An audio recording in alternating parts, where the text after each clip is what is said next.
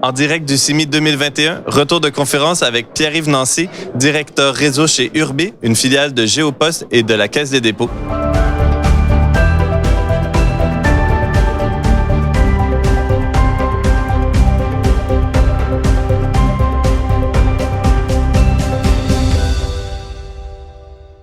Pierre-Yves Nancy, bonjour et bienvenue.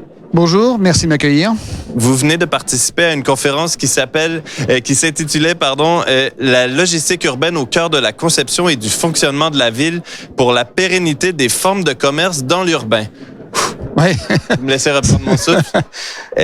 Blague à part, alors que la crise sanitaire a accéléré de façon importante la pratique du e-commerce et a souligné d'autant plus l'importance de la logistique, comment ont évolué les besoins en matière de logistique urbaine selon vous?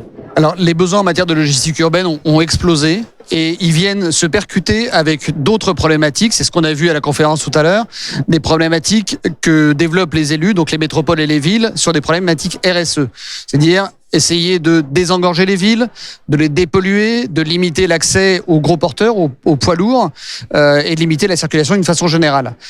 Vient se rajouter à ça, effectivement, un très gros volume de commandes en e-commerce, entre autres, et puis des demandes particulières de la part des commerçants, de la part des artisans des centres-villes, qui font qu'aujourd'hui, on est à plus de, en tout cas le groupe La Poste va distribuer en 2021 plus d'1 milliard d'euros, 1 milliard de colis sur l'ensemble du territoire. Donc c'est énorme. On passe en moyenne de 10 millions par jour à 40 millions en période de fête. Donc c'est un traitement énorme. Et tout ça sont des colis qui arrivent chez les particuliers, majoritairement dans les centres urbains, parce qu'on s'aperçoit que Paris, par exemple, c'est 30% des commandes de colis supérieurs au reste du territoire. Donc on a vraiment une très forte demande et forcément des très forts engorgements. D'accord. Et donc, justement, j'imagine que ça occasionne des défis, vous me permettez, logistiques. Justement, quels sont les principaux défis, les principales problématiques que vous devez relever pour améliorer l'entrée de la logistique au cœur des villes? Alors, je vais préciser quand même deux types de logistique qu'il peut y avoir. Il va y avoir une logistique que j'appelle, moi, amont. Okay. Donc, c'est la logistique qui arrive à proximité des centres-villes, la logistique lourde, pondéreuse, ce qu'on dit en général, ce qu'on appelle les palettes, c'est de plus de 30 kilos. Donc ça qui arrive dans les villes, et ça arrive souvent par gros porteurs. Et puis ensuite, il y a la logistique colis, que j'appellerais moi aval, qui en fait est la sortie des commerces vers les particuliers. Donc c'est l'opposition B2B, B2C, enfin l'opposition ou la complémentarité. Logistique du dernier kilomètre, si je comprends bien. Exactement, logistique du dernier kilomètre.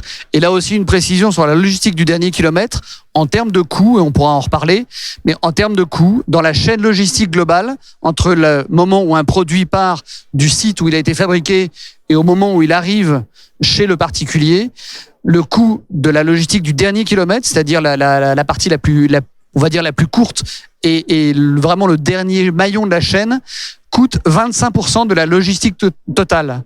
Donc c'est un quart du prix du flux logistique et sur ce dernier kilomètre. C'est le plus compliqué en fait à opérer. OK. Et donc, justement, pour relever les défis, notamment en matière d'acceptabilité, en matière d'accès aux particuliers qui habitent dans les centres urbains, quelles sont les solutions immobilières que votre groupe met en place pour relever ces défis? Alors, il y a l'accès aux particuliers, il y a l'accès aussi aux entreprises, aux magasins. Je vais juste vous citer un chiffre. On a commencé à travailler un peu avec le groupe Unibail, enfin URW. On a fait une étude il y a 1 an et demi à peu près sur le centre commercial de Lapardieu. Et juste en termes de chiffres, je vous donnerai pas tous les chiffres, je vais pas vous assommer avec des chiffres, mais il y a un magasin Primark qui a ouvert récemment à Lapardieu. Aujourd'hui, Primark, ça représente entre 4 et 7 poids lourds 38 tonnes tous les jours. Ah oui, c'est significatif. C'est énorme.